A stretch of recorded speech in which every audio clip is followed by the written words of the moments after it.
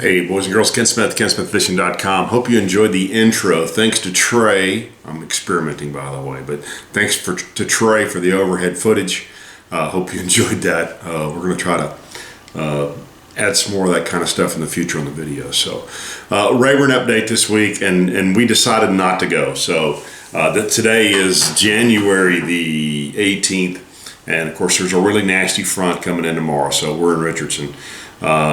With the wind blowing, it just didn't seem to be a lot of sense with the cold and the wind and the rain to go down this weekend. I'm very pleased that both Bass Champs has postponed their tournament, and even a couple of weeks out, Texas Team Trail went ahead and made the decision. And thanks, guys, both of you circuits, for doing that. It helps us, keeps us safer, and it also saves us from going down and practicing a bunch when there's really no reason to practice if you're going to cancel the tournament anyway. If you haven't heard this week, the public ramp there by the dam has closed. The lake, as of a few minutes ago, was 174.63, and that's within about a half a foot, or a little bit, right at a half a foot, I guess, of the all-time high. I believe the all-time Rayburn high was, I want to say it was 175.13. It was in 92 or 94. We're really close to that. And we were also really close to the lake going over the top of Evan Spillway. So that's at 176. If you don't know what happens when the water goes over the spillway, there's some real potential problems. So let's look at the spillway real quick and talk about that. And so let's take a look at that. I shot a little bit of footage here. Okay, so hopefully you can see this okay. So herein lies our challenge at Sam Rayburn. So that is a spillway. Okay. And by the way, I looked it up. That is the first ever accordion weir emergency speedway. So I thought, wonder what that is. Couldn't tell you. Looked all over the place, couldn't find it. Anyway, so that's the spillway. That is 2,200 feet wide. Okay. Let me back up just a little bit. So the dam's right over here. Spillway's right here. The top of that spillway, water starts going over that spillway at 176 feet. We are less than 2 feet from that water going over that spillway. And what you see here is the water comes over the spillway, there's a little bit of retaining pond, and then it drops down, and it basically, 2,200 feet, drops into a ditch. And you'll see, as far as I can tell, that looks like grass. Now, I've not been down there. It looks like grass to me. And you take, let's say, if that's 2,200 feet wide and it gets down here and maybe that's 40 feet wide, that water gets really tall really fast. It comes down here, and you can see it is literally, it literally peters out. I mean, that's just the end of it. It goes down there into that little drainage ditch. It runs down here, and it kind of disappears into the woods. It looks like maybe it runs through here. What you'll see that it does, though, is it goes pretty quickly under that road, which is the road to Letney, which is that little community right here on the lake, right here, Letney Park. And once it goes under there, somewhere here pretty quickly, that is 255. Now, I've not been down there, but I have been told that when that runs under 255, and it looks to me like it's right about in there, when it runs under 255, apparently there is only a culvert right there. And if you take 2,200 feet and put it into let's say 30 or 40 feet wide, it gets really tall really quick. And if that happens, my fear is that goes away. That 255 gets washed out, and any trip to get to the pavilion down there or to get to Brooklyn, Texas, if you're coming from the south, is not bad because you can come up and come around. Actually, I can show you. You could come up and you could come around Jasper and come up the other side.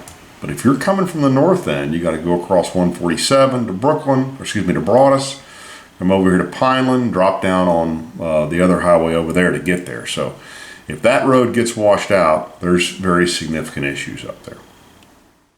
Okay, so not hard to see the challenges we face if the water goes over the dam. A couple of interesting facts. So if you don't know this about Rayburn, they started building Rayburn in 56. Completed it March 29th of 65. So Rayburn will be 54 years old March the 29th of this year. That's when they closed the gates and started impounding the lake. The lake's storage capacity is 2.8. I've seen two different numbers, but let's just say about 2.8 to 2.9 million acre feet of water. An acre foot of water is 1 acre, 1 foot deep. Okay, that's at Conservation Pool at 164.4. The lake is at 174.63 right now. The lake is 114,500 acres at Pool. At 173, the lake is 142,000 acres.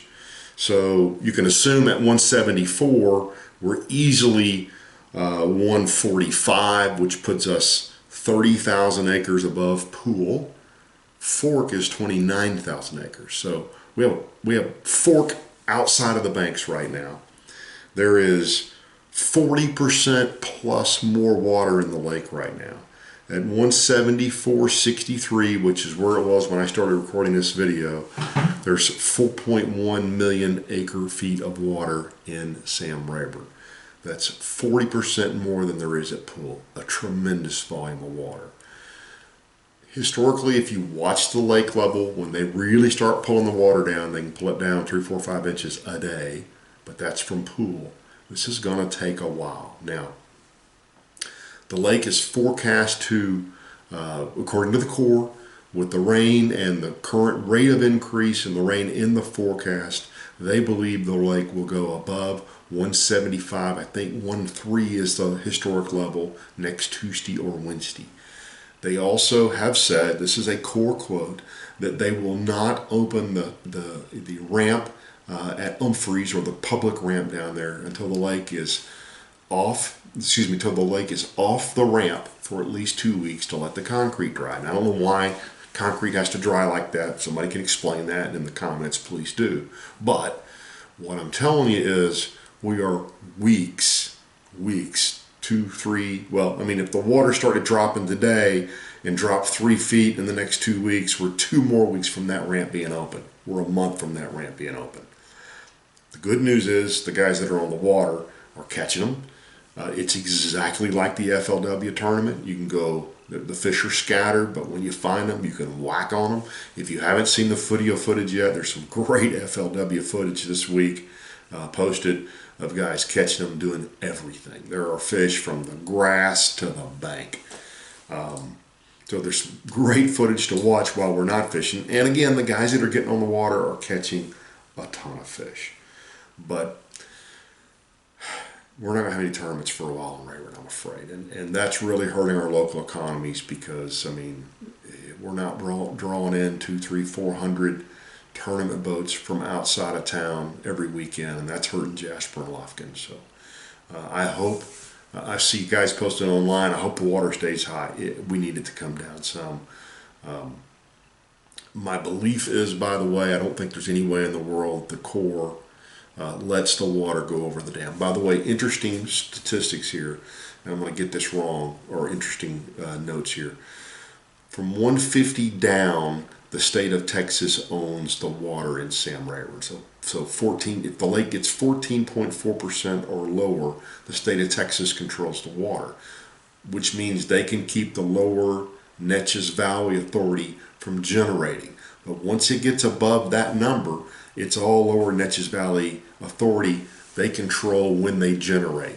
Now, the Corps, of course, is controlling from a flood standpoint below at Dam B, and they're not wanting to let water out. But my belief is the water, if it goes over the spillway, is going to go down there, wash out 255, and go right in the river anyway. So I think at some point in the next week or so, it would only make sense for them, if they're going to flood downstream anyway, why wipe out a highway? Go ahead and start opening the gates and trying to control the level so that it does not go over the spillway and create a catastrophic event on 255 where you got to make that long drive around, and no telling how long it would take to rebuild that. So sorry it's not rosy news. We are going to go down next weekend. We're going to go fish the BFL on Toledo. We're going blind squirrel. Hopefully somebody reaches out and tells me how to catch them on Toledo, because I've not been on it in 8 months. I understand it's very off color. Somebody told me Housen's as dirty as they've ever seen it. I'm just going to go excuse me, historically speaking, when Toledo's high, you can catch them shallow even if the water's cold. So I'm going to go and try to catch them next weekend and try to have fun. And I'll post video footage. And if I bomb, I'll post bombing video footage as you've seen me do before. So that's my report from Rayburn. If you get on the water, be careful. If there is any chop on the water, you are not going under 147 bridge right now. And even if there's not chop and you're in a bass boat or something shorter than a bass boat, be careful going under it. You're not getting under it in your pontoon boat. You're not getting under it in your bay boat right now. So be careful. Still a lot of stuff floating in the water. Be careful. As always, life jackets, kill switches. Don't get in a hurry. Thanks for tuning in. We will be on the water. We will continue to post video results. We just weren't going to do it this weekend in the howling wind and the pouring rain and the freezing cold. So we'll be back down next weekend, get you a video up, and we'll see you soon. Thanks, guys.